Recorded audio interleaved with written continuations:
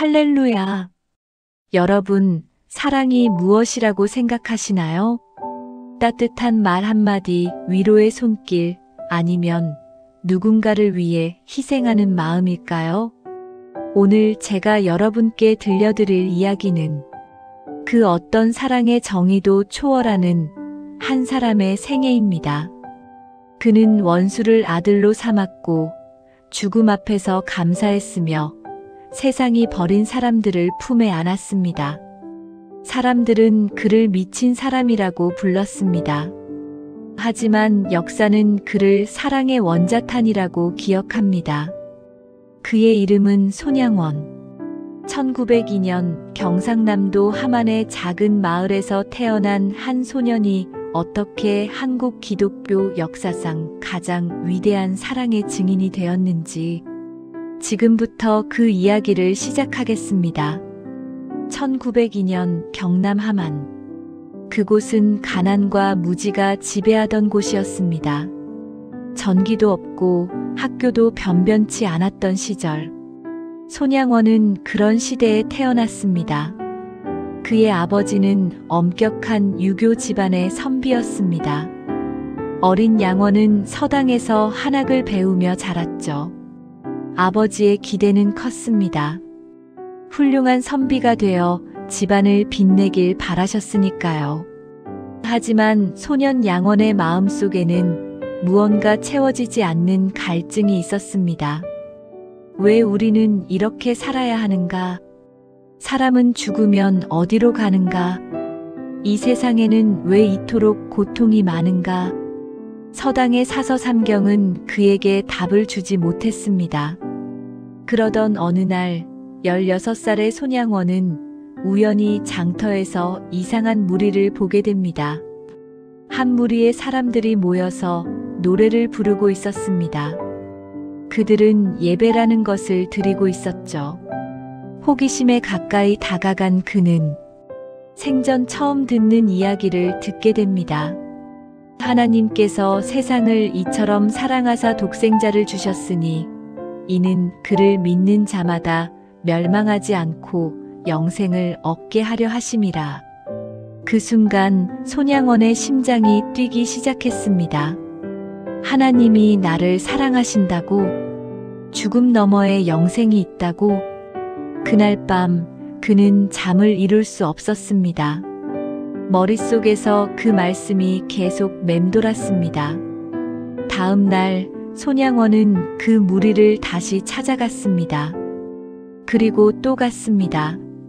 그렇게 몇 주가 지나고 그는 결심했습니다. 저는 예수님을 믿겠습니다. 그 말을 들은 아버지는 격분했습니다. 내가 우리 조상을 버리고 오랑캐의 종교를 믿겠다는 말이냐? 아버지는 그를 방에 가두었습니다. 밥도 주지 않았습니다. 하지만 손양원은 무릎을 꿇고 기도했습니다. 하나님, 제가 당신을 믿는 것이 맞다면 길을 보여주소서. 사흘이 지나고 아버지는 방문을 열었습니다. 그리고 아들의 눈을 보았습니다. 그 눈에는 두려움이 아닌 평안이 있었습니다. 가거라. 내가 믿고 싶은 대로 믿어라.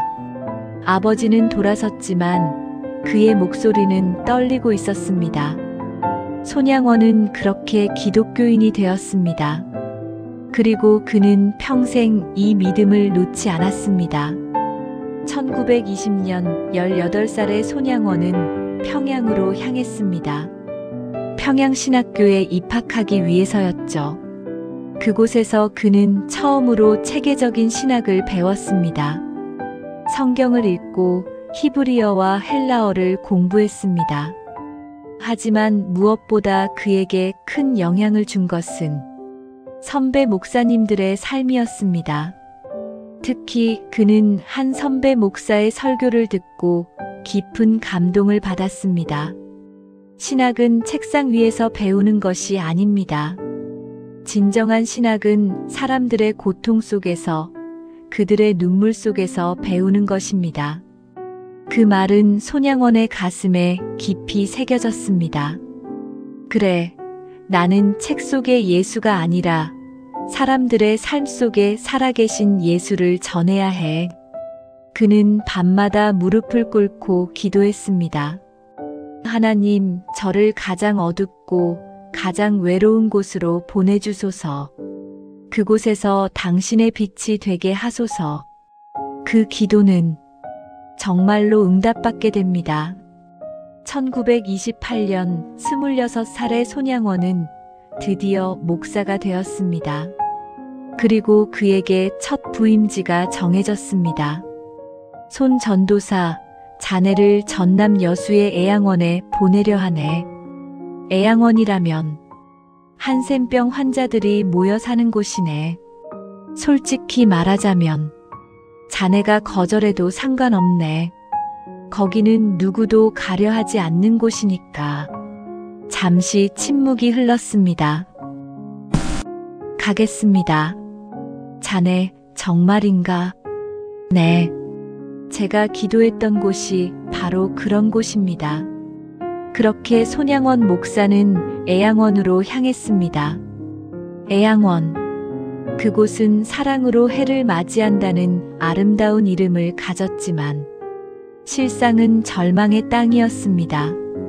한센병. 당시 사람들은 이 병을 천형이라고 불렀습니다. 하늘이 내린 형벌이라는 뜻이죠. 한번 걸리면 손가락이 떨어지고 얼굴이 무너지고 결국 죽음을 맞이하는 병. 전염성이 있다고 알려져서 환자들은 사회로부터 완전히 격리되었습니다. 가족들도 그들을 버렸습니다. 그들은 그저 죽기를 기다리며 살아가는 사람들이었습니다. 손양원 목사가 애양원에 도착했을 때 그가 본 광경은 충격 그 자체였습니다. 손가락이 없는 사람들, 코가 함몰된 얼굴들, 악취가 진동하는 병실들. 누군가는 구석에 웅크리고 있었고 누군가는 벽을 향해 중얼거리고 있었습니다. 하나님, 제가 무엇을 할 수 있겠습니까? 하지만 그는 도망가지 않았습니다. 첫날 밤 손양원 목사는 병동을 천천히 걸었습니다. 어둠 속에서 신음소리가 들렸습니다. 그는 한 침대 옆에 멈춰 섰습니다. 한 남자가 다리를 부여잡고 괴로워하고 있었습니다. 어디가 아프십니까? 남자는 놀라 고개를 들었습니다. 그의 눈에는 공포가 가득했습니다. 저리 가세요. 전염됩니다. 괜찮습니다. 어디가 아프신지 보여주시겠습니까? 남자는 떨리는 손으로 다리의 붕대를 풀었습니다. 그 순간 악취가 코를 찔렀습니다. 다리는 심하게 골마 있었고 고름이 흘러나오고 있었습니다. 주변 사람들이 속삭였습니다. 저 새로운 목사도 이제 도망가겠지. 하지만 손양원 목사는 무릎을 꿇었습니다. 그리고 그의 손이 그 상처에 닿았습니다. 병동이 조용해졌습니다. 손양원 목사는 천천히 고름을 짜내기 시작했습니다. 피와 고름이 그의 손을 타고 흘러내렸습니다. 하지만 그는 멈추지 않았습니다. 아프시죠? 조금만 참으세요. 그의 목소리는 떨리지 않았습니다. 남자는 울기 시작했습니다. 목사님, 목사님, 괜찮습니다. 이제 괜찮습니다. 손양원 목사는 붕대를 새로 감아주고 조용히 기도했습니다. 주님, 이 형제의 고통을 제 손끝으로 조금이라도 덜 수 있다면 감사합니다. 그날 밤 애양원에는 소문이 퍼졌습니다. 저 목사는 다르다. 그 후로 손양원 목사는 매일 환자들을 돌보았습니다. 아침마다 병동을 돌며 환자들의 이름을 불렀습니다. 김 형제님, 어젯밤은 좀 주무셨습니까? 박 자매님, 식사는 하셨습니까? 그는 그들의 이름을 기억했습니다. 그들의 얼굴을 기억했습니다. 어떤 환자가 말했습니다. 목사님, 저는 20년 만에 처음으로 제 이름을 들었습니다. 사람들은 저를 그냥 문둥이라고만 불렀거든요. 손양원 목사는 그의 손을 잡았습니다. 형제님은 문둥이가 아닙니다. 하나님의 귀한 자녀입니다. 그는 또한 환자들과 함께 식사했습니다. 같은 상에서 같은 그릇으로 누군가가 물었습니다. 목사님, 전염될 수도 있는데 왜 그러십니까? 그는 웃으며 대답했습니다.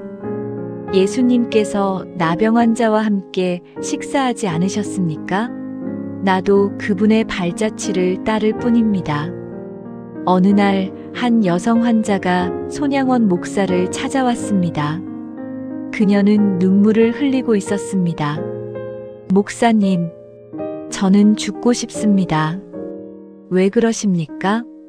제 남편이 저를 버렸습니다. 아이들도 저를 보지 못하게 했습니다. 제가 무슨 죄를 지었길래 이런 벌을 받아야 합니까? 손양원 목사는 잠시 침묵했습니다. 그리고 조용히 말했습니다. 자매님, 이것은 벌이 아닙니다. 그럼 무엇입니까? 시험입니다. 하나님께서 자매님을 통해 진정한 사랑이 무엇인지 보여주시려는 것입니다. 무슨 말씀이신지. 자매님, 예수님도 십자가에서 버림받으셨습니다. 나의 하나님, 왜 나를 버리셨나이까라고 외치셨죠. 하지만 그 고통을 통해 우리 모두가 구원받았습니다. 그는 그녀의 손을 잡았습니다. 자매님의 고통도 헛되지 않을 것입니다. 하나님은 반드시 자매님의 눈물을 기억하십니다. 그녀는 고개를 들었습니다. 눈물은 여전히 흐르고 있었지만 그녀의 눈에는 이제 희망의 빛이 보였습니다. 시간이 흐르면서 애양원은 변하기 시작했습니다. 절망의 마을이 사랑의 공동체로 바뀌어 갔습니다. 환자들은 더 이상 죽음만을 기다리지 않았습니다. 그들은 서로를 돌보기 시작했고 함께 예배를 드리기 시작했습니다. 어떤 이는 밭을 가꾸었고 어떤 이는 옷을 만들었습니다. 그들은 다시 사람답게 살기 시작한 것입니다. 그리고 그 중심에는 항상 손양원 목사가 있었습니다. 그는 환자들을 형제, 자매라고 불렀고 그들은 그를 아버지라고 불렀습니다. 어느 날 저녁 한 노인 환자가 말했습니다. 목사님, 저는 이곳에 온 지 30년이 되었습니다. 그동안 저는 이미 죽은 사람이었습니다. 하지만 목사님이 오시고 나서 저는 다시 살아났습니다. 손양원 목사는 고개를 저었습니다. 아닙니다. 제가 한 것이 아닙니다. 하나님께서 하신 일입니다. 아닙니다, 목사님. 하나님은 목사님의 손과 발과 눈을 통해 일하셨습니다. 그날 밤 손양원 목사는 혼자 기도했습니다. 주님, 이들이 저를 아버지라 부릅니다. 하지만 저는 부족한 사람입니다. 제게 더 많은 사랑을 주소서. 이들을 진정으로 사랑할 수 있게 하소서. 그의 기도는 계속되었습니다. 그리고 그의 사랑도 계속되었습니다. 하지만 곧 그의 믿음이 진정으로 시험받는 날이 다가오고 있었습니다. 손양원 목사에게는 가정이 있었습니다. 사랑하는 아내 정양순 사모, 그리고 세 아들과 세 딸. 특히 장남 동인과 차남 동신은 아버지의 자랑이었습니다. 동인은 22, 동신은 19. 두 청년은 아버지를 닮아 신앙이 깊었고 마음이 선했습니다. 아버지, 저희도 목사가 되어 아버지처럼 사람들을 섬기고 싶습니다. 손양원 목사는 아들들의 어깨를 다독였습니다. 그래, 너희가 그렇게 뜻을 품었다면 하나님께서 반드시 길을 열어주실 것이다. 그는 아들들이 자랑스러웠습니다. 하지만 동시에 불안함도 느꼈습니다. 1948년 한반도는 혼란의 도가니였습니다. 좌우 이념이 충돌하고 곳곳에서 유혈 사태가 일어났습니다. 아버지, 이 세상이 왜 이렇게 혼란합니까? 아들아, 사람들이 진리를 잃어버렸기 때문이다. 하지만 우리는 흔들리지 말아야 한다. 어떤 상황에서도 사랑을 잃지 말아야 한다. 동인과 동신은 고개를 끄덕였습니다. 하지만 그들은 아직 몰랐습니다. 그 사랑이 얼마나 큰 대가를 치러야 하는지를. 그날 여수에서 군인들의 반란이 일어났습니다. 좌익 성향의 군인들이 봉기한 것입니다. 그들은 여수 시내를 장악하고 우익 인사들을 색출하기 시작했습니다. 그리고 그들의 눈에 띈 것은 기독교인들이었습니다.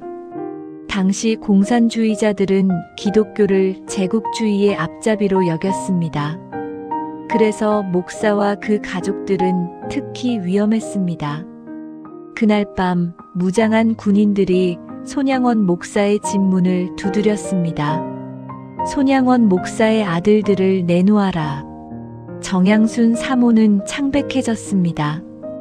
목사님, 손양원 목사는 아내의 손을 잡았습니다. 기도합시다. 문 밖에서 고함 소리가 들렸습니다. 5분 안에 나오지 않으면 다 죽인다. 동인과 동신이 일어섰습니다. 아버지, 저희가 나가겠습니다. 안 된다.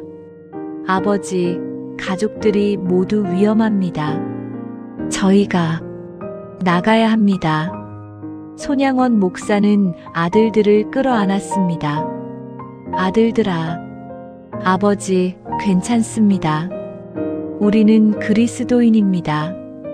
어떤 일이 있어도 우리의 믿음은 변하지 않습니다. 동인의 목소리는 떨리지 않았습니다. 문이 열렸습니다. 두 청년이 나갔습니다. 그날 밤 손양원 목사는 무릎을 꿇고 밤새 기도했습니다. 하나님, 제 아들들을 지켜주소서. 사흘이 지났습니다. 그리고 소식이 전해졌습니다. 목사님, 두 아드님이 총살당하셨습니다.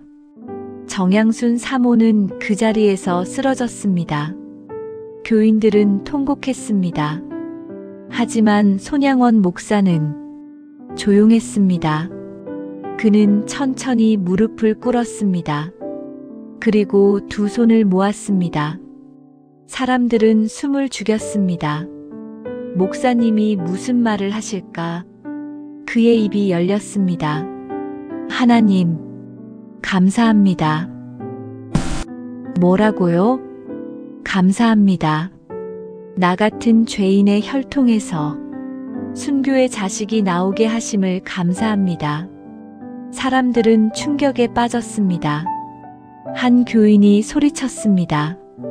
목사님, 정신 차리십시오. 아드님들이 돌아가셨습니다. 손양원 목사는 고개를 들었습니다. 그의 눈에는 눈물이 고여 있었습니다. 하지만 그의 얼굴에는 평안이 있었습니다. 압니다. 제 아들들이 주님 곁으로 갔습니다. 저는 그들을 자랑스럽게 생각합니다. 어떻게 그런 말씀을 하실 수 있습니까? 하나님께서 제게 기회를 주셨습니다. 무슨 기회 말입니까? 원수를 사랑할 기회를 주셨습니다. 장례식 날, 온 마을 사람들이 모였습니다. 모두가 슬픔에 잠겨 있었습니다. 관 2개가 나란히 놓여 있었습니다. 손양원 목사가 단상에 섰습니다.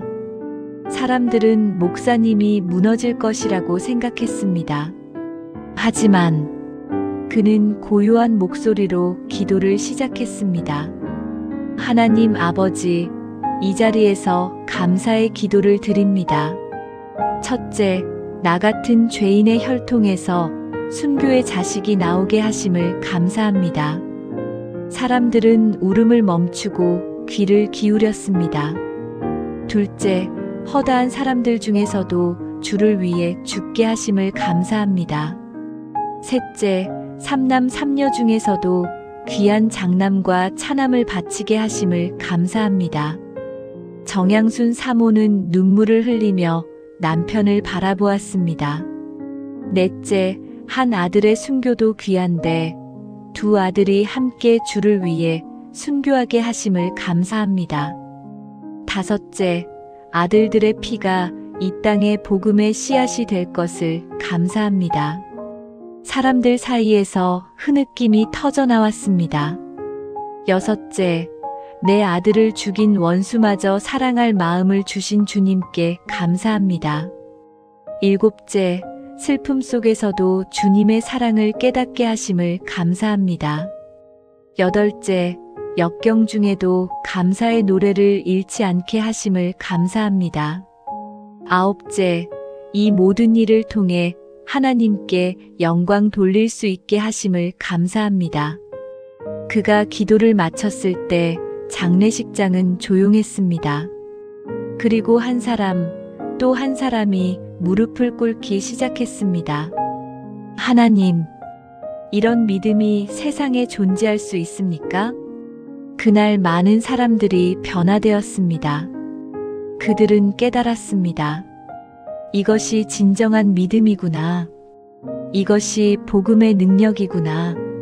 하지만 손양원 목사의 사랑은 여기서 끝나지 않았습니다.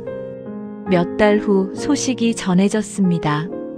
손양원 목사의 2 아들을 총살한 청년이 체포되었다는 소식이었습니다. 그의 이름은 안재선, 19살의 청년이었습니다. 그는 공산군에 가담했다가 체포되어 사형 선고를 받았습니다. 교인들이 말했습니다. 목사님, 정의가 실현되었습니다. 저 청년이 드디어 벌을 받게 되었습니다. 하지만 손양원 목사는 고개를 저었습니다. 그를 만나러 가야겠습니다. 네. 목사님, 무슨 말씀이십니까? 제가 그 청년을 만나야 합니다. 사람들은 이해할 수 없다는 표정을 지었습니다. 손양원 목사는 계엄 사령부를 찾아갔습니다. 안재선을 만나게 해주십시오. 목사님, 그 사람은 목사님의 아드님들을 죽인 사형수입니다. 만나서 무엇을 하시려고? 제가 할 말이 있습니다. 결국 면회가 허락되었습니다. 어두운 감방 안 새창살 너머로 한 청년이 앉아 있었습니다. 안재선. 그는 고개를 들었습니다. 그리고 손양원 목사를 보는 순간 온몸이 얼어붙었습니다. 당신은, 나는 손양원입니다. 내가 죽인 동인과 동신의 아버지다. 안재선은 벌떡 일어나 뒤로 물러섰습니다. 저는 앉아라. 손양원 목사의 목소리는 부드러웠습니다. 안재선은 천천히 앉았습니다. 그의 손은 떨리고 있었습니다. 당신은 저를 죽이러 오셨습니까? 아니다. 그럼. 손양원 목사는 새창살에 손을 얹었습니다. 나는 내게 물어보고 싶다. 내가 왜 그랬는지. 안재선은 고개를 떨구었습니다. 저는 명령을 따랐을 뿐입니다. 저는 그저 군인이었습니다. 그래서 2 젊은이의 목숨을 빼앗았느냐? 죄송합니다. 제가 죽어 마땅합니다. 안재선은 울기 시작했습니다. 저는 죽고 싶습니다. 제 손에 피가 묻어 있습니다. 저는 용서받을 수 없습니다. 손양원 목사는 잠시 침묵했습니다. 그리고 그는 무언가를 꺼냈습니다. 그것은 성경이었습니다. 이것을 내게 주고 싶다. 성경입니까? 그렇다. 내가 죽기 전에 이것을 읽어보아라. 그리고 깨닫게 될 것이다. 하나님께서 너를 얼마나 사랑하시는지를. 안재선은 떨리는 손으로 성경을 받았습니다. 왜 저에게 이런 것을 주십니까? 저는 당신의 아들들을 죽였는데. 손양원 목사는 미소를 지었습니다. 예수님께서 십자가에서 말씀하셨다. 아버지, 저들을 용서하소서. 그들은 자기가 하는 일을 알지 못합니다. 너도 마찬가지다. 너는 내가 무엇을 하는지 몰랐던 것이다. 안재선은 목이 메었습니다. 저는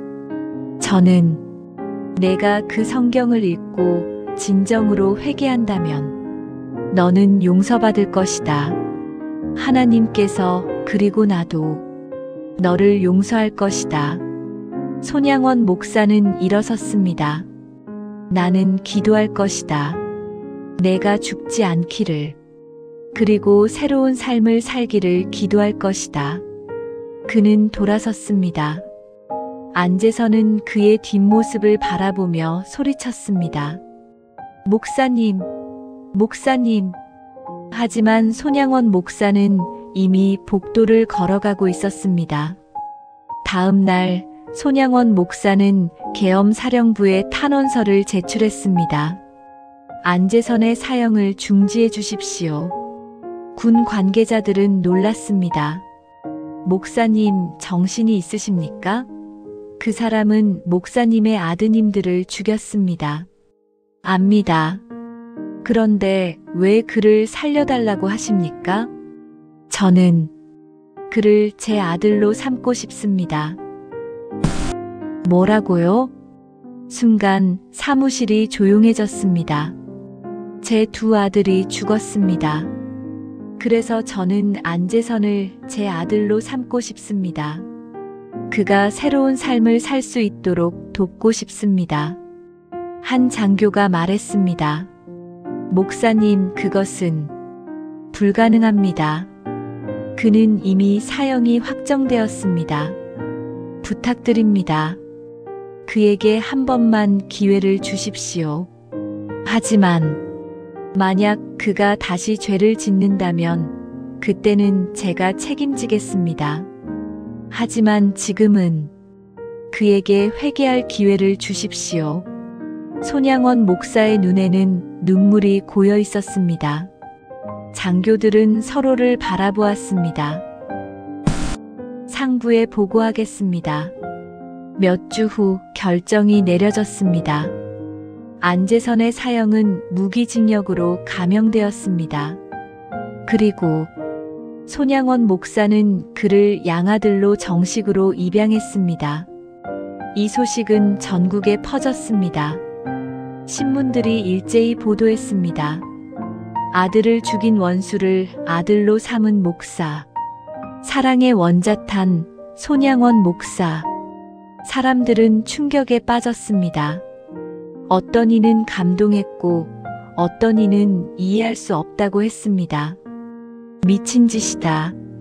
어떻게 자식을 죽인 놈을 아들로 삼을 수 있는가? 아니다. 이것이 진정한 기독교의 사랑이다. 논란은 뜨거웠습니다. 하지만 손양원 목사는 흔들리지 않았습니다. 하지만 가장 힘든 사람은 정양순 사모였습니다. 그녀는 두 아들을 잃은 어머니였습니다. 어느 날 밤 그녀는 남편에게 물었습니다. 여보, 당신은 정말로 그 사람을 우리 아들로 받아들일 수 있습니까? 손양원 목사는 아내의 손을 잡았습니다. 여보, 나도 쉽지 않소. 하지만 우리가 그를 버린다면 복음은 어디에 있겠소? 예수님께서 우리의 죄를 용서하셨는데 우리는 한 사람을 용서하지 못하겠소? 정양순 사모는 눈물을 흘렸습니다. 나는 그 사람의 얼굴을 볼 수 있을지 모르겠어요. 여보, 하지만 당신이 그렇게 결정했다면 나도 따르겠어요. 나도 용서하도록 노력하겠어요. 손양원 목사는 아내를 끌어안았습니다. 그날 밤 두 사람은 함께 무릎 꿇고 기도했습니다. 하나님, 우리에게 힘을 주소서. 원수를 사랑할 수 있는 힘을 주소서. 1949년 봄, 안재선이 형무소에서 나왔습니다. 손양원 목사가 그를 데리러 갔습니다. 재선아, 이제 집으로 가자. 집이라고 하셨습니까? 그래, 우리 집이다. 이제 너는 내 아들이다. 안재선은 고개를 떨구었습니다. 저는 감히 목사님의 집에 갈 수 없습니다. 왜? 저는 그 집의 아들들을 죽였습니다. 어떻게? 손양원 목사는 그의 어깨에 손을 얹었습니다. 재선아, 과거는 지나갔다. 이제 우리는 새로운 미래를 만들어야 한다. 집에 도착했을 때 정양순 사모가 문 앞에 서 있었습니다. 안재선은 그녀를 보는 순간 무릎을 꿇었습니다. 어머니, 죄송합니다. 그는 더 이상 말을 잇지 못했습니다. 정양순 사모는 잠시 그를 바라보았습니다. 그녀의 눈에도 눈물이 고였습니다. 그리고 그녀는 천천히 안재선에게 다가갔습니다. 일어나거라. 어머니, 이제 너는 우리 아들이다. 그녀는 떨리는 손으로 그를 일으켜 세웠습니다. 안으로 들어가자. 밥을 지어 놓았다. 그날 저녁, 손양원 목사의 가족은 함께 식사를 했습니다. 식탁에는 손양원 목사, 정양순 사모, 그리고 안재선이 앉아 있었습니다. 손양원 목사가 기도했습니다. 하나님, 오늘 이 자리에 함께 앉게 하심을 감사합니다. 이것이 당신의 사랑이요, 당신의 용서임을 고백합니다. 안재선은 눈물을 흘리며 밥을 먹었습니다. 그것은 그의 인생에서 가장 따뜻한 밥이었습니다. 이 이야기는 온 나라에 퍼졌습니다. 사람들은 손양원 목사를 사랑의 원자탄이라고 부르기 시작했습니다. 왜냐하면 그의 사랑이 원자탄처럼 강력했기 때문입니다. 그것은 증오를 파괴하고 미움을 녹이고 복수를 무너뜨렸습니다. 어느 날 한 기자가 물었습니다. 목사님, 어떻게 그런 일을 하실 수 있었습니까? 보통 사람은 절대 할 수 없는 일입니다. 손양원 목사는 조용히 대답했습니다. 저도 보통 사람입니다. 하지만 제 안에 예수님이 계십니다. 제가 한 것이 아니라 예수님께서 제 안에서 하신 일입니다. 그래도 우리는 모두 용서받은 사람들입니다. 하나님께서 우리의 죄를 용서하셨습니다. 그렇다면 우리도 다른 사람을 용서해야 하지 않겠습니까? 기자는 고개를 끄덕였습니다. 목사님의 말씀을 듣고 있으니 제 마음도 변하는 것 같습니다. 그것이 복음의 능력입니다. 사랑은 사람을 변화시킵니다. 안재선은 손양원 목사의 가족과 함께 살면서 변화되기 시작했습니다. 처음에는 두려움과 죄책감으로 가득했지만 시간이 지나면서 그는 조금씩 웃음을 되찾았습니다. 그는 아침마다 손양원 목사와 함께 기도했습니다. 하나님, 저 같은 죄인을 받아주심에 감사합니다. 그는 애양원의 환자들을 돌보는 일을 도왔습니다. 재선아, 이분의 상처를 좀 받으려라. 네, 아버지. 그가 아버지라고 부르는 순간 손양원 목사의 눈에 눈물이 고였습니다. 주님, 감사합니다. 원수가 아들이 되었습니다. 어느 날 안재선이 말했습니다. 아버지, 저는 평생 아버지를 위해 살고 싶습니다. 아니다, 재선아. 너는 하나님을 위해 살아야 한다. 하나님을 위해서요? 그렇다. 하나님께서 너를 살리셨다. 그것은 너에게 사명이 있기 때문이다. 사명이요? 그래, 너는 용서받은 사람이다. 이제 내가 다른 사람들에게 그 용서를 전해야 한다. 안재선은 고개를 끄덕였습니다. 네, 아버지. 저는 아버지처럼 사랑하며 살고 싶습니다. 손양원 목사는 그의 어깨를 두드렸습니다. 잘 생각했다. 그것이 하나님께서 원하시는 삶이다. 하지만 그들의 평화로운 시간은 오래가지 못했습니다. 새로운 폭풍이 다가오고 있었습니다. 1950년 6월 25일. 그날 새벽 북한군이 38선을 넘었습니다. 한국 전쟁이 시작된 것입니다. 전국이 혼란에 빠졌습니다. 사람들은 피난을 가기 시작했습니다. 교인들이 손양원 목사를 찾아왔습니다. 목사님, 어서 피난을 가셔야 합니다. 공산군이 곧 여수에도 올 것입니다. 하지만 손양원 목사는 고개를 저었습니다. 나는 갈 수 없습니다. 왜 그러십니까? 목사님은 그들의 주요 표적입니다. 애양원의 환자들은 어떻게 합니까? 그들은 걸을 수도 없습니다. 피난을 갈 수도 없습니다. 내가 그들을 버리고 도망갈 수는 없습니다. 정양순 사모가 말했습니다. 여보, 아이들이라도 피난을 보내야 하지 않겠어요? 당신과 아이들은 가시오. 하지만 나는 여기 남아야 합니다. 당신 혼자 남겨둘 수 없어요. 여보, 우리는 함께 있어야 합니다. 살든지 죽든지. 손양원 목사는 아내를 끌어안았습니다. 고맙소. 당신이 있어서 나는 이 길을 걸을 수 있었소. 며칠 후 공산군이 여수에 들어왔습니다. 그들은 즉시 반동분자 색출에 나섰습니다.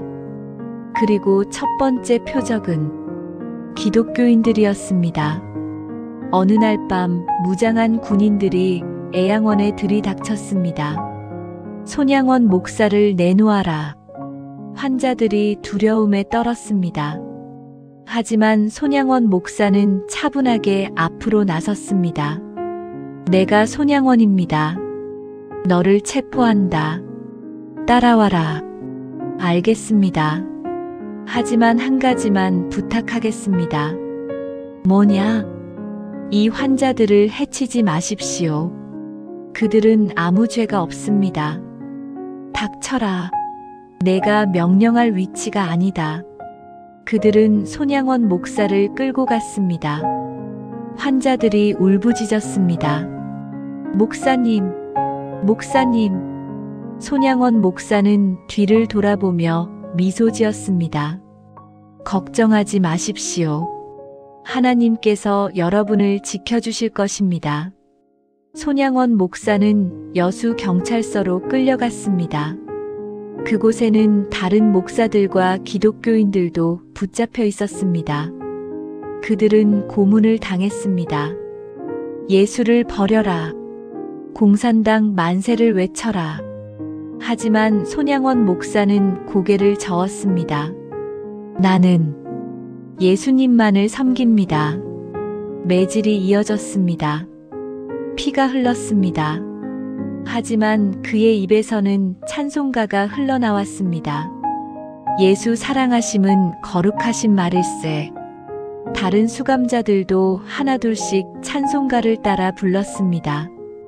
간수들은 화가 났습니다. 이놈들이. 하지만 찬송은 멈추지 않았습니다.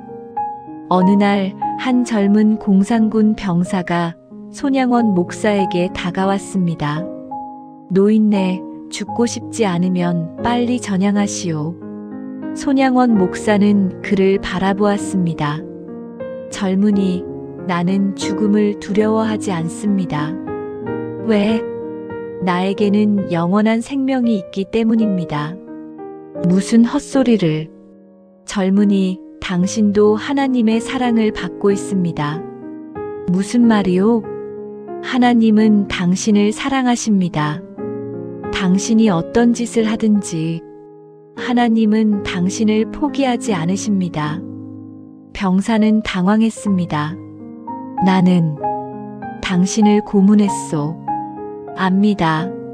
하지만 나는 당신을 미워하지 않습니다. 어떻게? 예수님께서 저를 먼저 사랑하셨기 때문입니다. 그래서 나도 당신을 사랑합니다. 병사는 말을 잃었습니다. 그날 밤 그 병사는 깊은 생각에 잠겼습니다. 그날 새벽 손양원 목사와 다른 수감자들은 처형장으로 끌려갔습니다. 손양원 목사는 평온한 표정이었습니다. 한 동료 목사가 물었습니다. 손 목사님, 두렵지 않으십니까? 아닙니다. 오히려 기쁩니다. 기쁘시다고요? 이제 곧 주님을 뵙게 됩니다. 그리고 제 두 아들도 만나게 되겠지요. 그는 미소 지었습니다. 처형장에 도착했을 때 그들은 무릎을 꿇으라는 명령을 받았습니다. 손양원 목사가 물었습니다. 마지막으로 기도할 시간을 주시겠습니까? 빨리 해라. 5분만 준다. 손양원 목사는 하늘을 올려다보았습니다. 동이 트고 있었습니다. 그는 두 손을 모으고 기도하기 시작했습니다. 하나님 아버지, 이 자리에 서게 하심을 감사합니다. 저의 생애를 마칠 때가 되었습니다. 부족한 종이었지만 주님께서는 저를 통해 많은 일을 하셨습니다. 애양원의 형제자매들을 지켜주소서. 그들에게 계속해서 당신의 사랑을 보여주소서. 제 아내와 자녀들을 돌보아 주소서. 그들이 끝까지 믿음을 지키게 하소서. 그리고 저를 죽이는 이 사람들을 용서해 주소서. 그들도 당신의 사랑하는 자녀들입니다. 주여, 제 피가 이 땅에 떨어져 복음의 씨앗이 되게 하소서. 저는 이제 주님께로 갑니다. 주님, 저를 받아주소서. 그가 기도를 마쳤을 때 총구가 그들을 향했습니다. 지휘관이 소리쳤습니다. 사격. 총성이 울렸습니다. 손양원 목사는 그렇게 주님 품으로 돌아갔습니다. 그의 나이 48세였습니다. 전쟁이 끝나고 사람들은 손양원 목사의 죽음을 알게 되었습니다. 온 나라가 슬퍼했습니다. 정양순 사모는 남편의 뜻을 이어 애양원을 지켰습니다. 여보, 당신이 사랑했던 이들을 제가 돌보겠어요. 안재선은 평생 속죄하며 살았습니다. 그는 손양원 목사의 사역을 이어받아 가난한 사람들을 돕는 일에 헌신했습니다. 아버지, 제가 받은 사랑을 저도 나누겠습니다. 애양원의 환자들은 손양원 목사를 잊지 않았습니다. 그들은 매년 9월 28일이 되면 그의 무덤 앞에 모여 기도했습니다. 목사님, 당신이 주신 사랑을 우리는 잊지 않습니다. 손양원 목사가 남긴 것은 무엇이었을까요? 건물도 아니었고 돈도 아니었습니다. 그는 가난하게 살다가 가난하게 죽었습니다. 하지만 그가 남긴 것은 사랑이었습니다. 원수를 용서하는 사랑, 버림받은 자들을 품는 사랑, 죽음 앞에서도 감사하는 사랑. 그 사랑은 지금도 살아있습니다. 1960년대 한 젊은 신학생이 손양원 목사의 이야기를 듣고 감동했습니다. 저도 저렇게 살고 싶습니다. 그는 평생 가난한 사람들을 섬기며 살았습니다. 1980년대 한 어머니가 아들을 잃었습니다. 그녀는 슬픔에 잠겨 있다가 손양원 목사의 9가지 감사 기도를 읽었습니다. 나도 감사할 수 있을까? 그녀는 눈물을 흘리며 기도했습니다. 그리고 조금씩 평안을 되찾았습니다. 2000년대 한 남자가 아내에게 배신당했습니다. 그는 복수하고 싶었습니다. 하지만 손양원 목사의 이야기를 듣고 그는 용서하기로 결심했습니다. 그분이 원수를 아들로 삼았다면 나도 용서할 수 있다. 오늘 우리에게 손양원 목사의 이야기는 오늘 우리에게 무엇을 말하고 있을까요? 우리가 사는 세상은 여전히 미움과 복수가 가득합니다. 사람들은 작은 잘못도 용서하지 못합니다. SNS에서는 매일 누군가를 비난하고 공격합니다. 우리는 사랑하라는 말은 듣지만 실제로 사랑하기는 어렵습니다. 하지만 손양원 목사는 우리에게 보여줍니다. 사랑은 가능하다는 것을, 용서는 현실이 될 수 있다는 것을, 감사는 어떤 상황에서도 선택할 수 있다는 것을. 어떤 사람이 물을지도 모릅니다. 하지만 저는 손양원 목사님이 아닙니다. 저는 그렇게 강하지 않습니다. 맞습니다. 우리는 손양원 목사가 아닙니다. 하지만 손양원 목사도 처음부터 강했던 것은 아닙니다. 그도 우리처럼 평범한 사람이었습니다. 다만 그는 선택했습니다. 매일 사랑을 선택하고 매일 용서를 선택하고 매일 감사를 선택했습니다. 그리고 그 작은 선택들이 모여서 그를 사랑의 원자탄으로 만들었습니다. 지금 이 시간 여러분 중에는 누군가를 용서하지 못해 고통받는 분이 있을지 모릅니다. 직장 동료의 배신, 친구의 거짓말, 가족의 상처, 그 아픔이 가슴을 짓누르고 있을지 모릅니다. 손양원 목사는 우리에게 말합니다. 용서는 그 사람을 위한 것이 아닙니다. 당신 자신을 위한 것입니다. 미움은 상대방이 아니라 당신 자신을 파괴합니다. 하지만 용서는 당신을 자유롭게 합니다. 지금 이 시간 여러분 중에는 절망 속에 있는 분이 있을지 모릅니다. 사업의 실패, 건강의 악화, 사랑하는 사람의 상실. 도저히 감사할 수 없는 상황일지 모릅니다. 손양원 목사는 우리에게 말합니다. 감사는 상황이 좋아서 하는 것이 아닙니다. 감사는 하나님을 신뢰하기에 하는 것입니다. 어둠 속에서의 감사가 진정한 감사입니다. 지금 이 시간 여러분 중에는 자신의 삶이 무의미하다고 느끼는 분이 있을지 모릅니다. 나는 특별한 사람이 아니야. 세상을 바꿀 수도 없어. 하지만 손양원 목사는 우리에게 말합니다. 한 사람의 사랑이 세상을 바꿀 수 있습니다.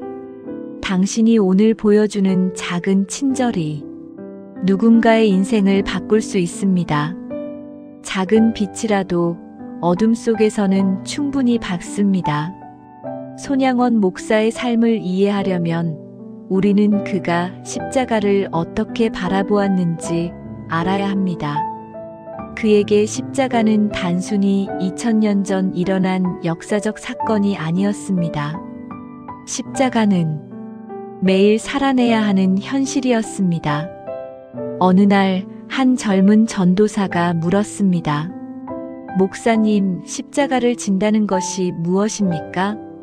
손양원 목사는 애양원의 환자들을 가리켰습니다. 저들을 보십시오. 사회가 버린 사람들입니다. 십자가를 진다는 것은 저들을 품는 것입니다. 그것이 십자가입니까? 예수님께서 우리 같은 죄인들을 품으셨습니다. 그것이 십자가였습니다. 우리도 마찬가지입니다. 세상이 버린 사람들을 품는 것, 그것이 십자가를 지는 것입니다. 그는 또 말했습니다. 십자가는 고통이 아닙니다. 십자가는 사랑입니다. 고통이 아니라 사랑이라고요? 그렇습니다. 예수님께서 십자가에서 고통받으신 것은 사실입니다. 하지만 그 고통의 이유는 사랑이었습니다. 우리를 사랑하셨기에 고통을 선택하신 것입니다. 젊은 전도사는 깊이 생각에 잠겼습니다. 손양원 목사는 성경을 남들과 다르게 읽었습니다. 그는 성경을 지식으로 읽지 않았습니다. 그는 성경을 삶의 지침서로 읽었습니다. 어느 날 그는 마태복음 5장을 읽고 있었습니다. 원수를 사랑하며 너희를 박해하는 자를 위하여 기도하라. 다른 사람들은 이 구절을 읽고 아, 원수를 사랑해야 하는구나 하고 넘어갑니다. 하지만 손양원 목사는 달랐습니다. 그는 이렇게 물었습니다. 나의 원수는 누구인가? 어떻게 그를 사랑할 수 있는가? 지금 당장 무엇을 해야 하는가? 그리고 그는 행동했습니다. 아들들을 죽인 안재선을 찾아갔고 그를 용서했고 그를 아들로 삼았습니다. 그에게 성경은 읽는 책이 아니라 살아내는 말씀이었습니다. 손양원 목사의 하루는 기도로 시작되고 기도로 끝났습니다. 새벽 4시면 어김없이 일어나 무릎을 꿇었습니다. 어떤 교인이 물었습니다. 목사님, 매일 새벽 기도하시는 것이 힘들지 않으십니까? 손양원 목사는 웃으며 대답했습니다. 기도는 힘든 일이 아닙니다. 기도는 사랑하는 아버지와 대화하는 것입니다. 자식이 아버지와 이야기하는데 어찌 힘들겠습니까? 그의 기도는 특별했습니다. 그는 자신을 위해 기도하지 않았습니다. 항상 다른 사람들을 위해 기도했습니다. 하나님, 오늘 만날 환자들을 축복해 주소서. 이 땅에 고통받는 사람들을 위로해 주소서. 나를 미워하는 사람들도 당신의 사랑을 깨닫게 하소서. 그리고 가장 놀라운 것은 그가 감사의 기도를 많이 했다는 것입니다. 아무리 어려운 상황에서도 그는 감사했습니다. 하나님, 오늘 하루를 주심에 감사합니다. 숨 쉴 수 있음에 감사합니다. 당신을 섬길 수 있음에 감사합니다. 한 교인이 물었습니다. 목사님, 감사할 것이 없을 때는 어떻게 합니까? 손양원 목사는 미소 지었습니다. 감사할 것이 없다고요? 그럴 리가 없습니다. 살아있는 것만으로도 감사할 일입니다. 하나님을 아는 것만으로도 감사할 일입니다. 손양원 목사의 신학은 복잡하지 않았습니다. 그는 이렇게 요약했습니다. 기독교는 간단합니다. 하나님을 사랑하고 이웃을 사랑하는 것입니다. 하지만 그 간단함을 실천하는 것은 가장 어려운 일이었습니다. 어느 날 한 부자 교인이 헌금을 많이 하고 자랑했습니다. 목사님, 저는 이번 달에 11조를 2배로 했습니다. 손양원 목사는 조용히 물었습니다. 좋습니다. 그런데 형제님, 길에서 거지를 만나면 어떻게 하십니까? 저는 그냥 지나갑니다. 그들은 게으른 사람들이니까요. 그렇습니까? 손양원 목사는 마태복음 25장을 펼쳤습니다. 내가 줄일 때에 너희가 먹을 것을 주었고 지극히 작은 자 하나에게 한 것이 곧 내게 한 것이니라. 형제님, 헌금도 중요합니다. 하지만 더 중요한 것은 우리 앞에 있는 사람을 사랑하는 것입니다. 부자 교인은 고개를 숙였습니다. 다음 날 그 부자 교인은 거지에게 음식을 주었습니다. 그리고 그는 깨달았습니다. 아, 이것이 진정한 신앙이구나. 손양원 목사는 고난을 피하지 않았습니다. 그는 고난을 통해 하나님께 더 가까이 갔습니다. 2 아들을 잃었을 때 사람들은 물었습니다. 하나님이 정말 계신다면 왜 이런 일이 일어났습니까? 손양원 목사는 대답했습니다. 하나님이 계시기 때문에 이 고난을 견딜 수 있습니다. 무슨 말씀이십니까? 만약 하나님이 안 계신다면 이 고통은 의미 없는 것입니다.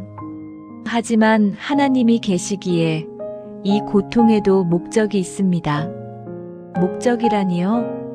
제 아들들의 죽음은 헛되지 않을 것입니다. 그들의 피가 복음의 씨앗이 될 것입니다.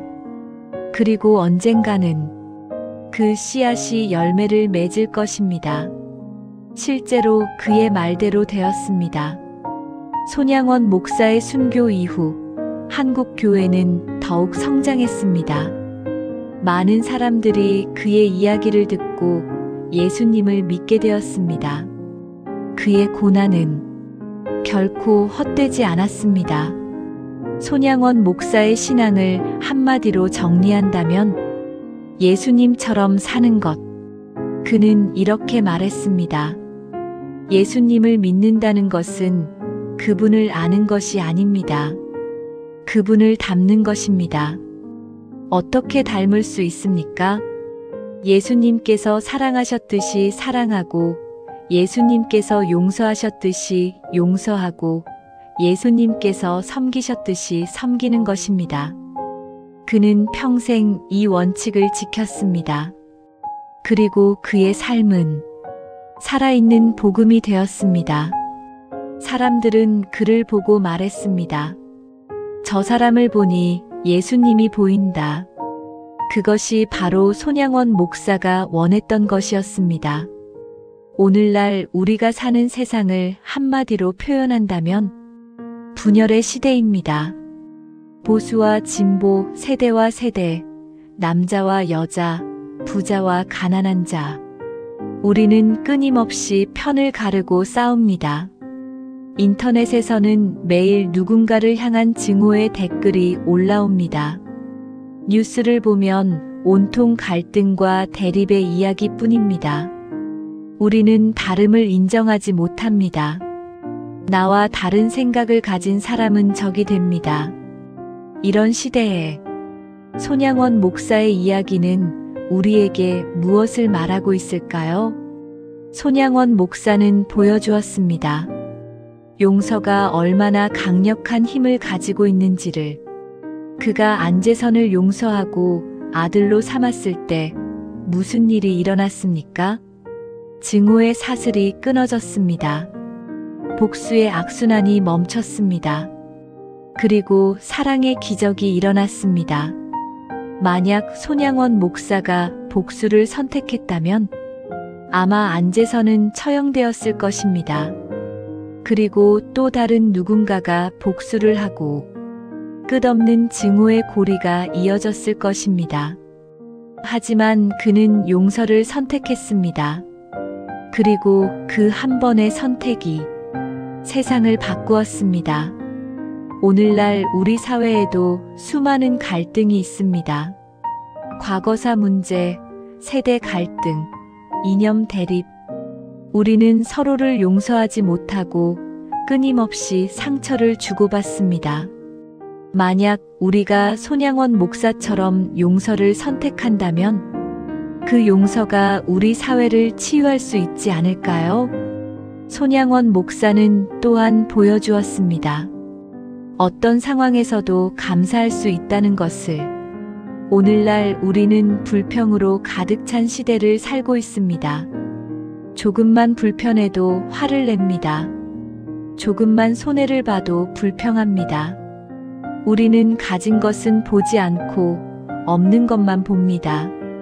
하지만 손양원 목사는 달랐습니다. 두 아들을 잃었지만 감사했습니다. 순교를 앞두었지만 감사했습니다.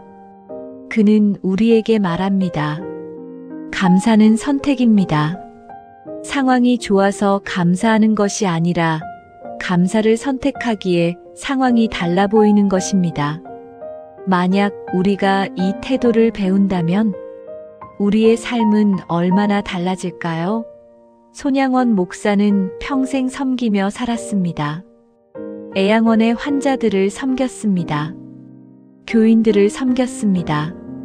심지어 자신을 박해하는 사람들까지 섬겼습니다. 오늘날 우리 사회는 어떻습니까? 모두가 섬김을 받기를 원합니다. 하지만 섬기려는 사람은 드뭅니다. 우리는 나를 먼저 생각합니다. 내 권리, 내 행복, 내 성공. 하지만 손양원 목사는 우리에게 말합니다. 진정한 행복은 섬김에서 옵니다. 받는 것보다 주는 것이 더 복됩니다. 만약 우리가 이 정신을 회복한다면 우리 사회는 얼마나 아름다워질까요? 손양원 목사의 이야기는 특히 오늘날의 교회에 큰 도전을 줍니다. 오늘날 많은 교회가 양적 성장에만 관심이 있습니다. 더 큰 건물, 더 많은 교인, 더 큰 예산. 하지만 손양원 목사는 묻습니다. 그것이 정말 예수님께서 원하신 교회입니까? 예수님께서 원하신 교회는 크기가 아니라 사랑으로 평가되는 교회입니다.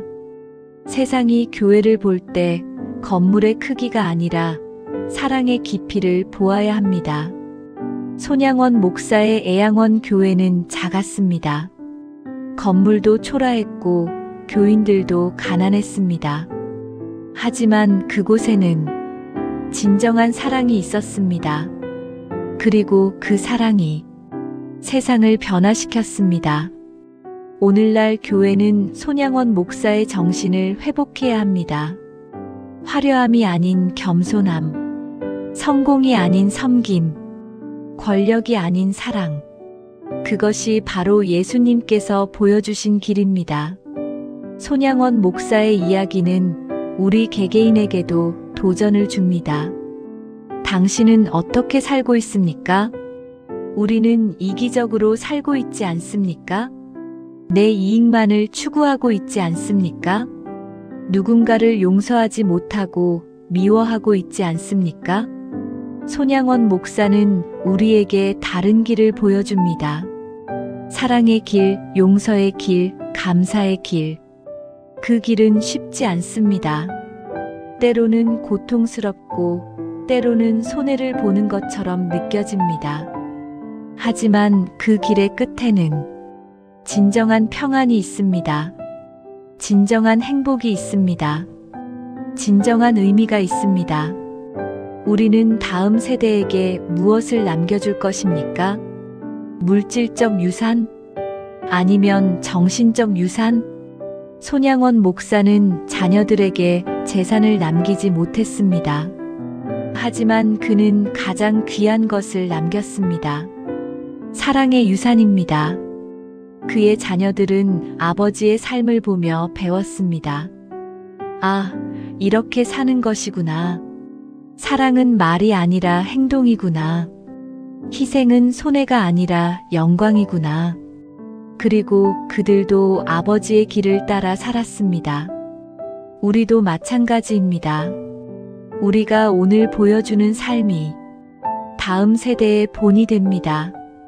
우리가 용서하는 모습을 보면 그들도 용서를 배웁니다. 우리가 감사하는 모습을 보면 그들도 감사를 배웁니다. 우리가 사랑하는 모습을 보면 그들도 사랑을 배웁니다.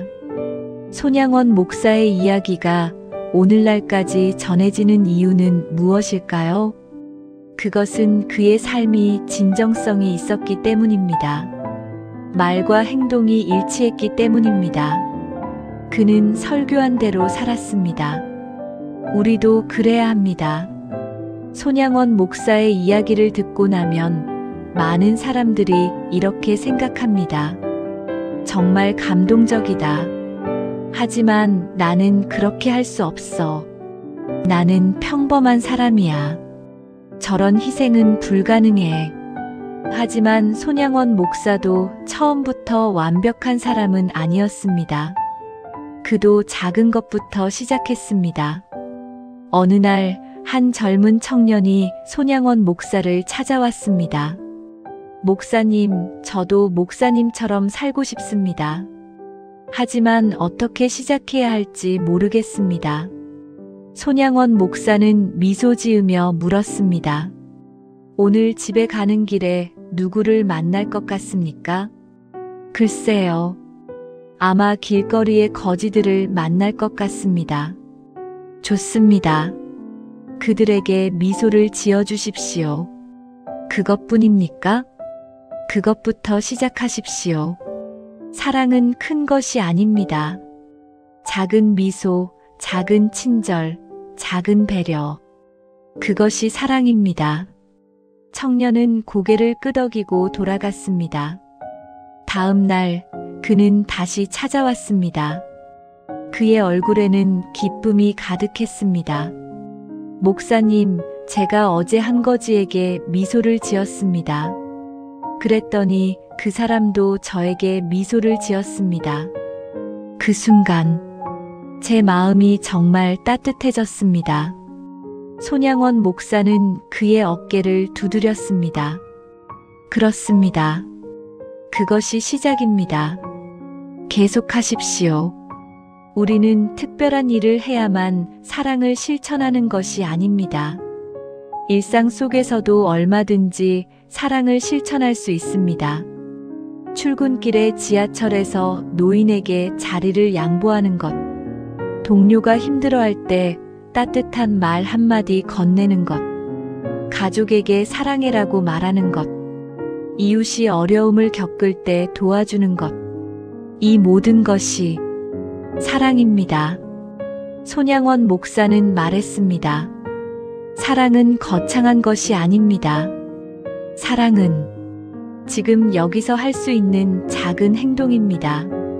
하지만 목사님, 저는 정말로 용서할 수 없는 사람이 있습니다. 많은 사람들이 이렇게 말합니다. 그리고 그것은 정말 어려운 일입니다.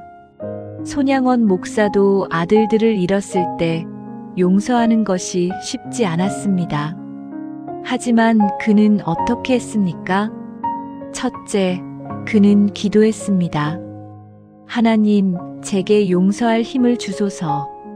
둘째, 그는 상대방을 사람으로 보려고 노력했습니다. 안재선을 원수가 아니라 하나님의 자녀로 보려고 했습니다.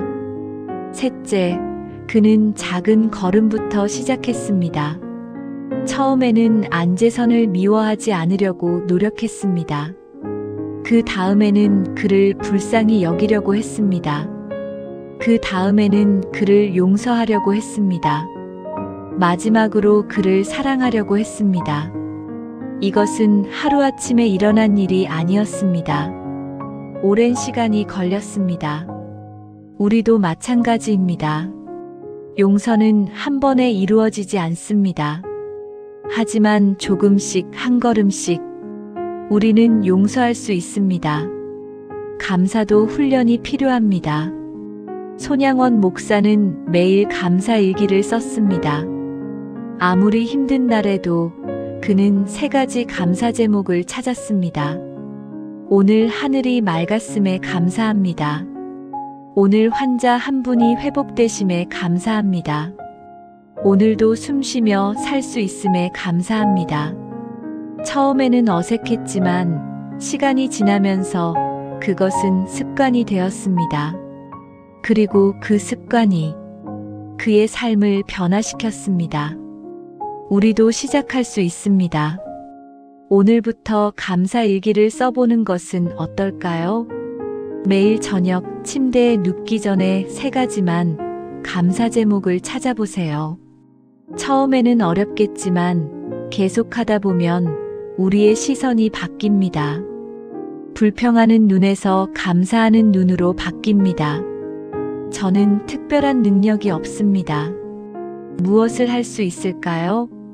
손양원 목사는 대답합니다. 당신이 가진 것으로 충분합니다. 돈이 있다면 어려운 이웃을 도울 수 있습니다. 시간이 있다면 자원봉사를 할 수 있습니다. 재능이 있다면 그것을 나눌 수 있습니다. 말을 할 수 있다면 따뜻한 위로를 전할 수 있습니다. 귀가 있다면 누군가의 이야기를 들어줄 수 있습니다. 손이 있다면 누군가를 도울 수 있습니다. 우리는 모두 섬길 수 있는 능력이 있습니다. 중요한 것은 능력이 아니라 마음입니다. 손양원 목사도 처음에는 의학 지식이 없었습니다. 하지만 그는 환자들의 상처를 돌보았습니다.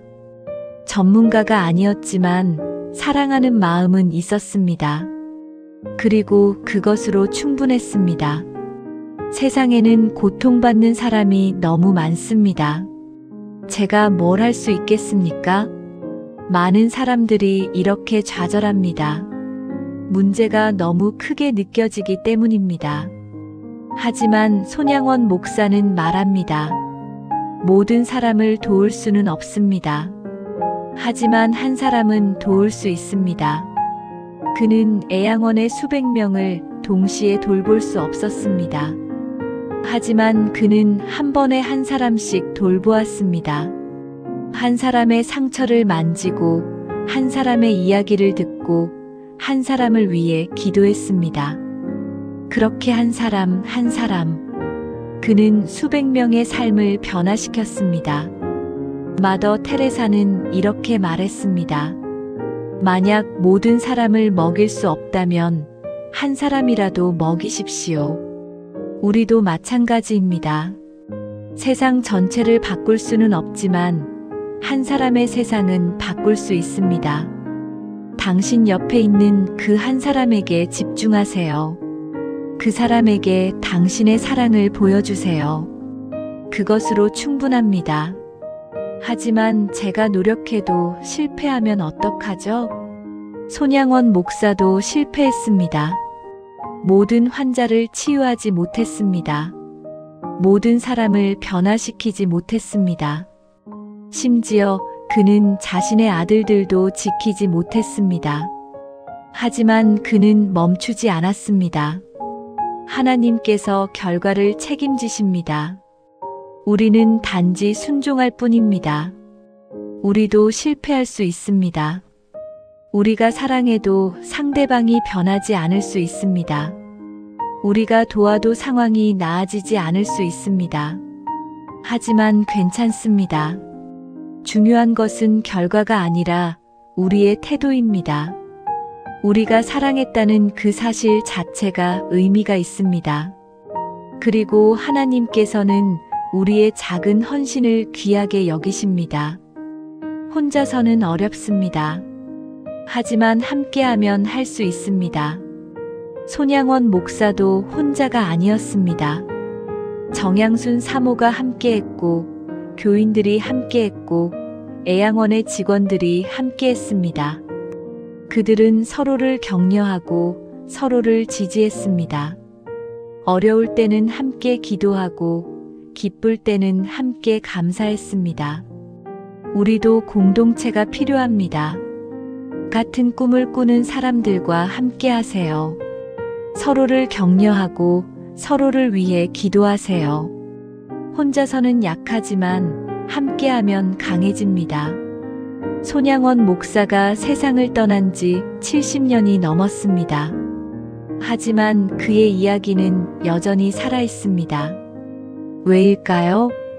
그것은 그의 사랑이 진실했기 때문입니다. 그의 희생이 값싸지 않았기 때문입니다. 그의 믿음이 말뿐이 아니었기 때문입니다. 오늘날 여수의 애양원은 여전히 존재합니다. 지금은 현대적인 병원이 되었지만 그곳에는 여전히 손양원 목사의 정신이 살아 있습니다. 병원 입구에는 그의 동상이 서 있습니다. 그 동상은 한 환자의 손을 잡고 있는 모습입니다. 지나가는 사람들은 그 동상을 보며 생각합니다. 아, 저런 사랑이 있었구나. 전국 곳곳에 손양원 목사를 기리는 기념관이 있습니다. 학교에서는 그의 이야기를 가르칩니다. 교회에서는 그의 설교를 연구합니다. 하지만 가장 중요한 것은 그의 정신을 실천하는 사람들이 있다는 것입니다. 어떤 목사는 그의 이야기를 듣고 한센병 환자들을 섬기기로 결심했습니다. 어떤 사모는 그의 아내를 본받아 남편과 함께 어려운 곳으로 갔습니다. 어떤 청년은 그의 용서를 배워 자신을 괴롭혔던 사람을 용서했습니다. 어떤 부모는 그의 감사를 배워 자녀의 장애를 축복으로 받아들였습니다. 손양원 목사는 이렇게 오늘도 살아있습니다. 그를 본받는 사람들을 통해서 말입니다. 지금까지 손양원 목사의 이야기를 들으셨습니다. 이제 당신에게 묻고 싶습니다. 이 이야기가 당신에게 무엇을 말하고 있습니까? 단순히 감동적인 이야기로만 듣고 넘어가시겠습니까? 아니면 이것을 당신의 삶에 적용하시겠습니까? 손양원 목사는 특별한 사람이 아니었습니다. 그도 우리처럼 평범한 사람이었습니다. 두려움도 있었고, 고통도 있었고, 슬픔도 있었습니다. 하지만 그는 선택했습니다. 사랑을 선택하고, 용서를 선택하고, 감사를 선택했습니다. 그리고 그 선택들이 모여서 그를 사랑의 원자탄으로 만들었습니다. 당신도 할 수 있습니다. 오늘부터, 지금부터 작은 것부터 시작하세요. 옆에 있는 사람에게 미소를 지어보세요. 당신을 힘들게 했던 사람을 용서해 보세요. 오늘 하루에 감사할 것 3가지를 찾아보세요. 누군가를 도울 수 있는 작은 기회를 찾아보세요. 그것이 시작입니다. 상상해 보세요. 만약 이 영상을 보는 모든 사람이 오늘 한 사람에게 친절을 베푼다면, 만약 우리 모두가 한 사람을 용서한다면, 만약 우리 모두가 하루에 3가지를 감사한다면 세상이 얼마나 달라질까요? 한 사람의 작은 행동은 작아 보입니다. 하지만 그 작은 행동들이 모이면 세상을 바꿀 수 있습니다. 손양원 목사는 한 사람이었습니다. 하지만 그의 사랑은 물결이 되어 퍼져나갔습니다. 그 물결은 수십 년이 지난 지금도 계속되고 있습니다. 당신도 그 물결의 일부가 될 수 있습니다. 당신의 작은 사랑이 또 다른 물결을 만들 수 있습니다. 손양원 목사가 순교하기 전 그는 마지막 설교를 했습니다. 그 설교의 제목은 사랑하라였습니다. 그는 이렇게 말했습니다. 사랑하십시오. 끝까지 사랑하십시오. 미워할 이유가 있어도 사랑하십시오. 용서할 수 없을 것 같아도 용서하십시오. 감사할 것이 없는 것 같아도 감사하십시오. 그 길은 십자가의 길입니다. 고통스러운 길입니다. 하지만 그 길의 끝에는 부활이 있습니다. 그 길의 끝에는 하나님께서 계십니다. 두려워하지 마십시오. 사랑은 두려움을 내쫓습니다. 사랑은 죽음보다 강합니다. 사랑은 영원합니다. 이것이 손양원 목사가 우리에게 남긴 마지막 메시지입니다. 지금 이 순간 당신은 선택할 수 있습니다. 과거의 방식대로 살 것인가? 아니면 새로운 길을 걸을 것인가? 미움을 계속 품고 살 것인가? 아니면 용서를 선택할 것인가? 불평으로 하루를 시작할 것인가? 아니면 감사로 하루를 시작할 것인가? 나만을 위해 살 것인가? 아니면 다른 사람을 섬기며 살 것인가? 선택은 당신의 것입니다. 하지만 기억하세요. 당신의 선택이 당신의 인생을 만듭니다. 손양원 목사는 사랑을 선택했습니다. 그리고 그의 인생은 아름다운 간증이 되었습니다. 당신도 그렇게 할 수 있습니다. 이제 이 긴 이야기를 마치려 합니다. 마지막으로 손양원 목사가 자주 드렸던 기도를 함께 나누고 싶습니다. 하나님, 저를 사용해 주소서. 제 손을 사용하여 상처 입은 자를 치유하소서. 제 발을 사용하여 외로운 자에게 가게 하소서. 제 입을 사용하여 절망한 자에게 희망을 전하게 하소서. 제 귀를 사용하여 아픔의 소리를 듣게 하소서. 제 눈을 사용하여 보이지 않는 고통을 보게 하소서.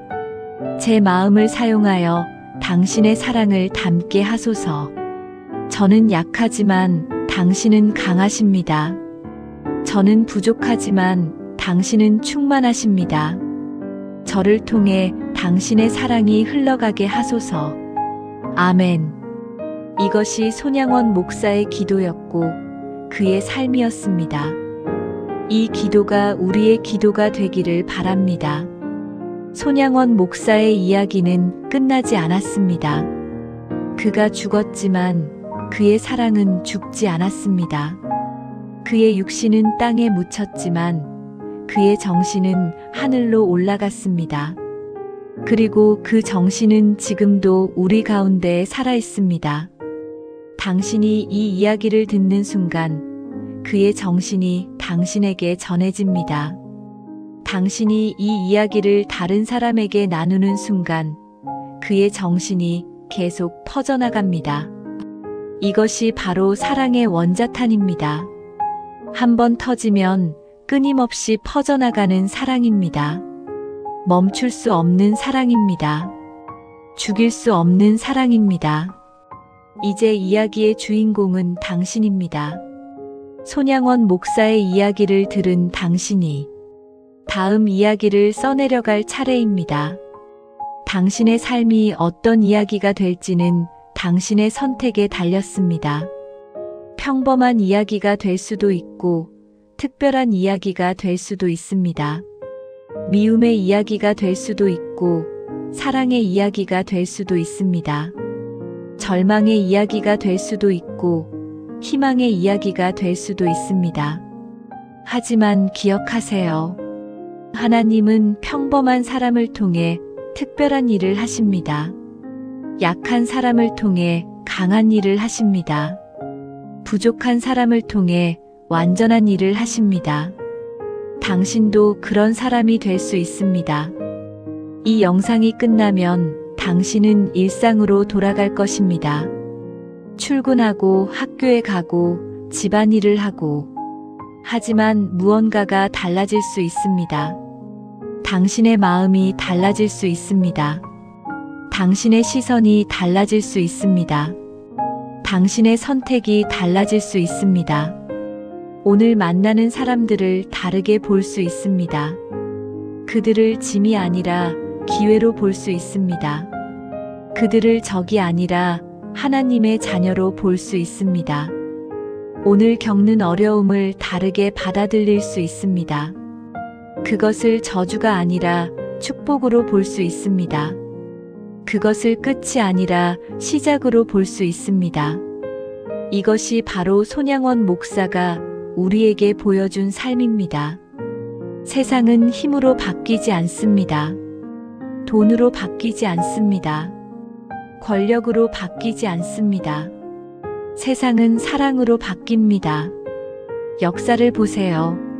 세상을 진정으로 바꾼 사람들은 누구입니까? 군인이나 정치인이 아니라 사랑을 실천한 사람들입니다.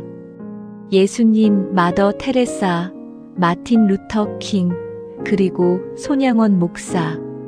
그들은 모두 사랑으로 세상을 바꾸었습니다. 당신도 그럴 수 있습니다. 당신의 작은 사랑이 누군가의 인생을 바꿀 수 있습니다.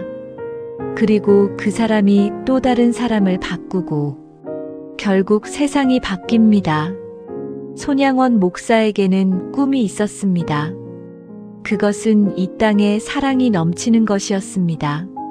미움이 사라지고 용서가 가득하고 감사가 넘치는 세상. 그곳에서는 아무도 버림받지 않고 모두가 사랑받는 세상. 그는 그 꿈을 위해 살았고 그 꿈을 위해 죽었습니다. 그리고 그는 우리에게 그 꿈을 전해주었습니다.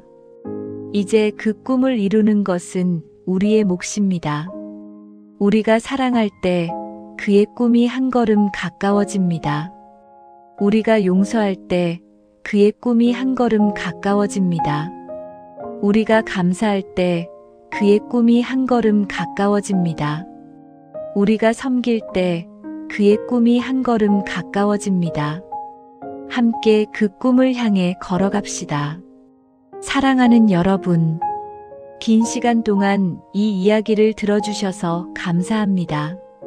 손양원 목사의 이야기가 여러분의 마음에 작은 씨앗을 심었기를 바랍니다. 그 씨앗이 자라서 사랑의 나무가 되기를 바랍니다. 그 나무에서 열매가 맺혀 많은 사람들에게 희망이 되기를 바랍니다. 기억하세요. 당신은 특별한 사람입니다. 당신은 이 세상을 바뀔 수 있는 사람입니다. 당신 안에는 사랑의 원자탄이 있습니다. 그것을 터뜨리세요.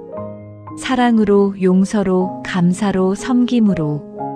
그리고 세상이 달라지는 것을 보게 될 것입니다. 손양원 목사는 이렇게 말했습니다. 사랑하라. 끝까지 사랑하라. 그 길의 끝에는 언제나 하나님이 계신다. 이 말씀을 가슴에 새기고 살아갑시다. 오늘부터, 지금부터 사랑합시다. 끝까지 사랑합시다. 그것이 바로 손양원 목사가 우리에게 남긴 가장 큰 유산입니다. 1950년 9월 28일 새벽 한 사람이 세상을 떠났습니다. 하지만 그날 하나의 불꽃이 타올랐습니다. 그 불꽃은 70년이 지난 지금도 타오르고 있습니다. 그리고 앞으로도 영원히 타오를 것입니다. 왜냐하면 사랑은 절대 꺼지지 않기 때문입니다. 손양원 목사, 사랑의 원자탄이라 불린 그 사람. 그는 우리에게 보여주었습니다. 한 사람의 사랑이 얼마나 강력한지를, 한 사람의 믿음이 얼마나 세상을 바꿀 수 있는지를, 한 사람의 희생이 얼마나 많은 사람들에게 희망을 줄 수 있는지를. 그의 이야기는 끝나지 않았습니다. 그의 이야기는 지금도 계속되고 있습니다. 당신을 통해서, 나를 통해서, 우리 모두를 통해서 사랑합시다. 미워할 이유가 1000가지 있어도 용서합시다. 용서할 수 없을 것 같아도 감사합시다. 감사할 것이 하나도 없는 것 같아도 섬깁시다. 아무도 알아주지 않아도. 왜냐하면 그것이 사랑이기 때문입니다. 그것이 복음이기 때문입니다. 그것이 예수님께서 걸으신 길이기 때문입니다. 그리고 그것이 우리가 걸어야 할 길이기 때문입니다. 손양원 목사의 마지막 기도를 다시 한번 기억합니다. 주여, 저의 피를 통해 이 땅에 복음이 흘러가게 하소서. 그의 기도는 응답되었습니다. 그의 피는 복음의 씨앗이 되었습니다. 그리고 그 씨앗은 오늘도 열매를 맺고 있습니다. 이제 우리의 차례입니다. 우리도 우리의 삶을 통해 복음이 흘러가게 해야 합니다. 우리도 우리의 사랑을 통해 세상이 바뀌게 해야 합니다. 우리도 우리의 희생을 통해 다음 세대에게 희망을 전해야 합니다.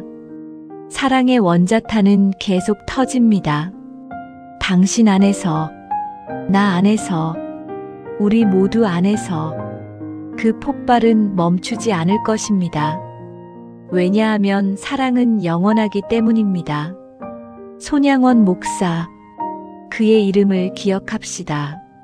하지만 더 중요한 것은 그의 사랑을 실천합시다. 그의 용서를 본받읍시다. 그의 감사를 배웁시다. 그의 섬김을 따라갑시다. 그리고 언젠가 우리도 주님 앞에 서게 될 때 이렇게 말할 수 있기를 바랍니다. 주님, 저는 사랑했습니다. 부족했지만 최선을 다해 사랑했습니다. 그것으로 충분합니다. 사랑하는 여러분, 오늘부터 시작합시다. 작은 것부터 한 걸음씩, 그리고 언젠가는 우리도 사랑의 원자탄이 되어 있을 것입니다. 세상을 바꾸는 사랑의 불꽃이 되어 있을 것입니다. 그날까지 함께 걸어갑시다. 사랑의 길을, 십자가의 길을, 생명의 길을, 그 길 위에서 우리는 만날 것입니다. 주님을, 그리고 서로를, 그리고 우리가 찾던 진정한 의미를. 손양원 목사, 사랑의 원자탄. 그의 이야기를 마칩니다. 하지만 기억하세요. 이것은 끝이 아닙니다. 이것은 시작입니다. 당신의 이야기의 시작입니다. 이제 당신이 써내려갈 차례입니다. 사랑으로,